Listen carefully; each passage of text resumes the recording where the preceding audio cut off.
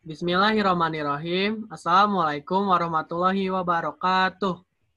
Perkenalkan, nama saya Dafa Al-Haki Ramadan, absen 6 dari kelas 11 MIPA 6 bersama dua teman saya bernama Muhammad Efsan Malik Ibrahim, absen 21.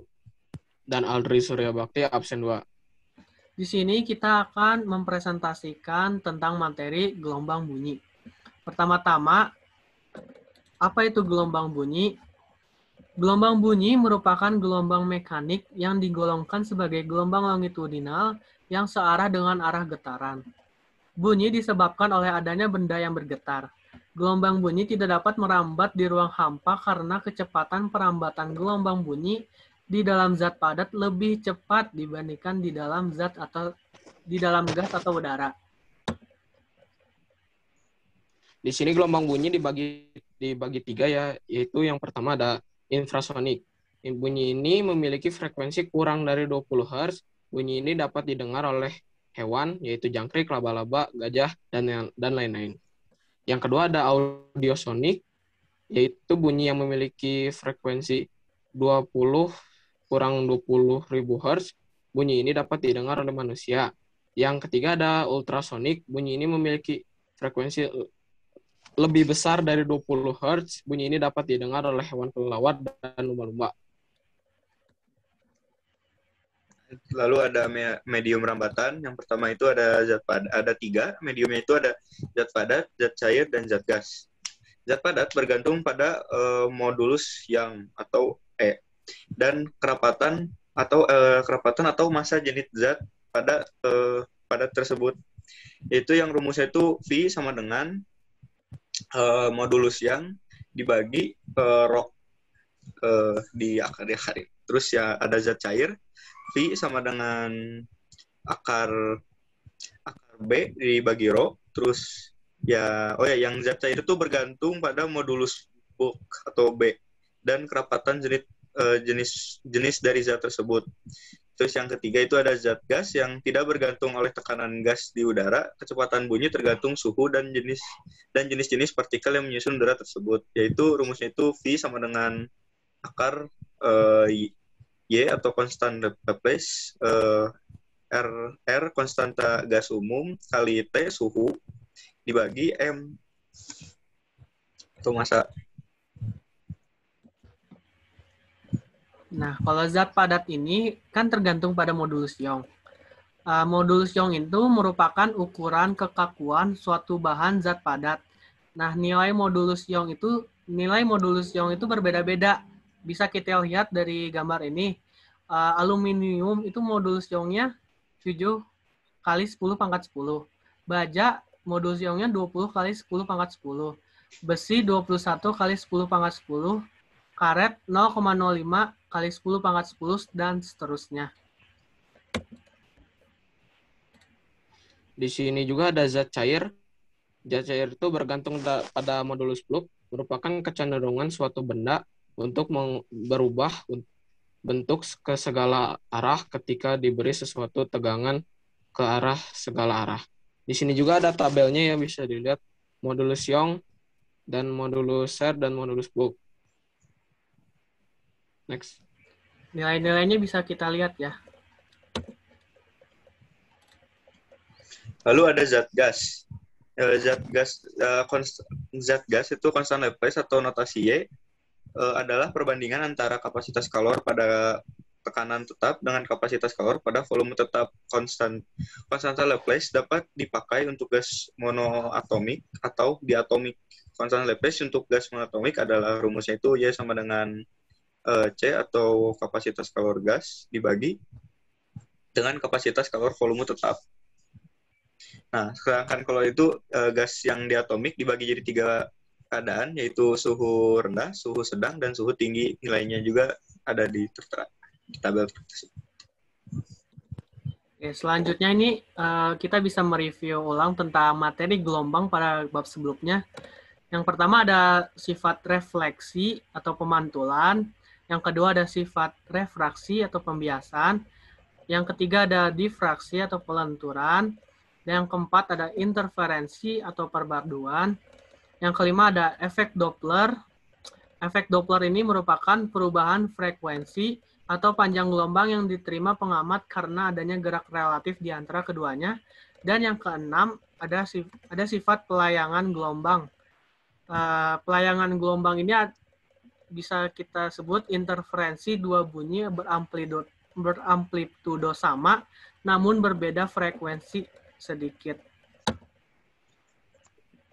Yang pertama ada refleksi atau pemantulan. Pada pemantulan, bunyi berlaku hukum pemantulan gelombang, yaitu sudut datang gelombang sama dengan sudut pemantulan gelombang. Yang kedua ada gelombang datang, gelombang pantul, dan garis normal terletak dalam satu bidang. Di sebelah kiri ada contoh gambarnya ya. Terus yang kedua ada refraksi atau pembiasan. Refraksi gelombang adalah pembelokan gelombang ketika melewati bidang batas tertentu. Ya, itu ada rumusnya yang tertera pada gambar di layar. Yang selanjutnya ada interferensi atau perpaduan. Interferensi gelombang adalah perpaduan dua gelombang yang menghasilkan pola-pola tertentu. Interferensi dua buah gelombang bunyi coherent akan menghasilkan pola terang-gelap yang merupakan pola interferensi konstruktif dan destruktif. Beda lintasan dengan interferensi konstruktif atau pola gelombang yang saling menguat. Rumusnya itu delta S sama dengan N dikali lambda. Sedangkan beda lintasan dengan interferensi destruktif atau pola gelombang yang saling melemahkan, yaitu rumusnya delta S sama dengan N ditambah setengah dikali lambda. Yang keempat ada efek Doppler. Efek Doppler adalah perubahan frekuensi atau panjang gelombang sumber yang diterima pengamat karena adanya gerakan relatif di antaranya keduanya. Jika pendengar mendekati sumber bunyi, maka Vp bernilai plus. Jika sumber bunyi menjauh pendengar, maka Vs bernilai plus. Jika arah angin searah dengan arah rambat bunyi, maka Vw bernilai plus. Di sebelah kiri ada rumusnya. Vp sama dengan V plus minus Vp per V plus minus Vs dikali Fs. Vp merupakan frekuensi pendengar dan Vs frekuensi sumber bunyi. V sama dengan cepat rambat bunyi, Vp kecepatan pendengar, dan Vs kecepatan sumber bunyi. Oke. Lalu ada pelayangan gelombang. Pelayangan gelombang itu adalah interferensi dua bunyi beramplitudo sama namun berbeda frekuensi sedikit. Nah, jadi yang pelayangan bunyi itu membentuk interferensi konstruktif dan destruktif yang disebut layangan. Nah, satu layangan didefinisikan sebagai gejala dua bunyi keras atau lemah yang terjadi secara berurutan, yang dirumuskan VL sama dengan F1 dikurangi F2. Dengan FL sama dengan frekuensi layangan bunyi, F1 dan F2-nya itu frekuensi gelombang bunyi yang berinterferensi. Nah, di sini ada gambar untuk mendeskripsikan tentang pelayangan gelombang. Bisa kita lihat pada ilustrasinya. Oke, selanjutnya ada aplikasi dalam kehidupan sehari-hari. Teknologi dari gelombang bunyi yang pertama ada teknologi sonar. Ini teknologi sonar dapat digunakan untuk sistem navigasi dengan bunyi pantul ultrasonik. Prinsip kerja sonar adalah berdasarkan pemantulan gelombang ultrasonik. Sonar memiliki dua bagian alat yang memancarkan gelombang ultrasonik yang disebut transmitter atau emitter, dan alat yang dapat mendeteksi datangnya gelombang pantul atau gema yang disebut sensor receiver. Yang kedua ada ultrasonografi atau USG.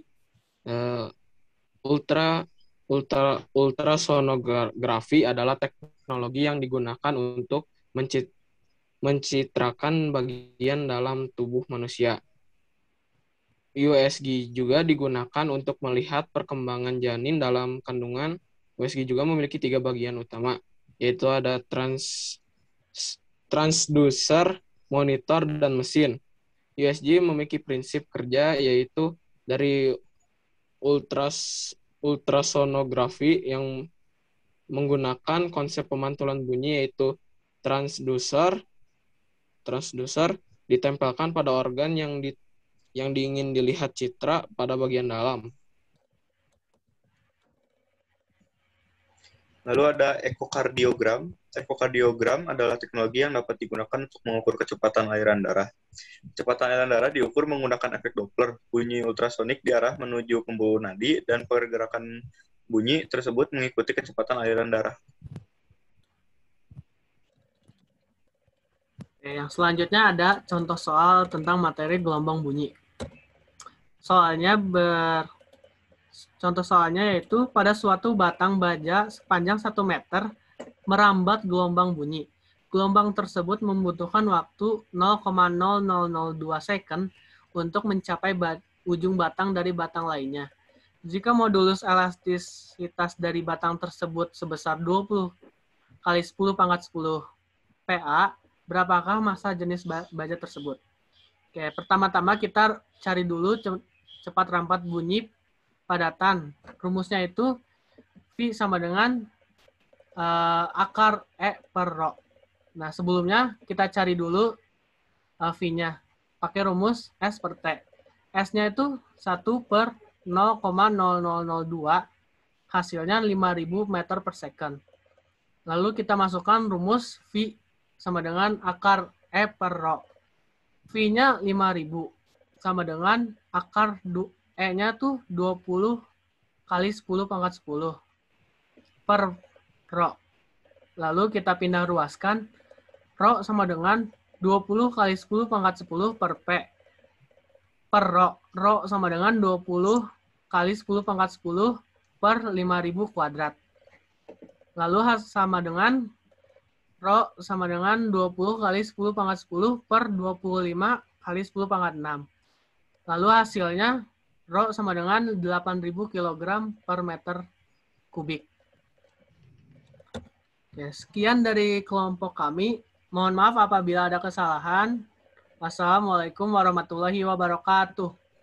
Waalaikumsalam. Waalaikumsalam.